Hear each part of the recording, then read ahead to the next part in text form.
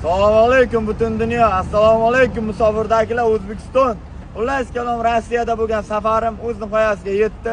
Kelganimda tabiatim, xullas hamma narsa xursand edi. Hattoki bayroqlar ham to'lib qolibdi. Men ketayotganim ko'rib. Rahmat hammaga. Xullas 4 kun muddat Rossiyada bo'lgan bo'lsam ham to'g'ri to'yib aylanib yura olmadim borki. O'zbek ruslar topolmadim borki. Bu safar kelaman ko'proqqa hammasi zo'r. Bitta muammo bo'lib qoldi. Muammo ham chiroyligina yechimini topdi, xursandman. Endi yigitchilikda, yoshlikda bo'lib turadi, to'g'ri tushunasizlar.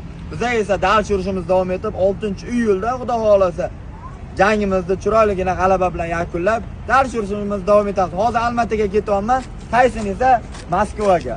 Jonlaring sog' bo'lsin. Qo'llab patishgan bosib turaylar. Nasib qilsa 6-iyun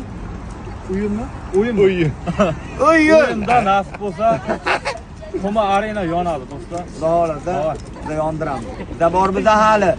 O'sha gap. Bizda bor. Davay. Qutulganimga shukr.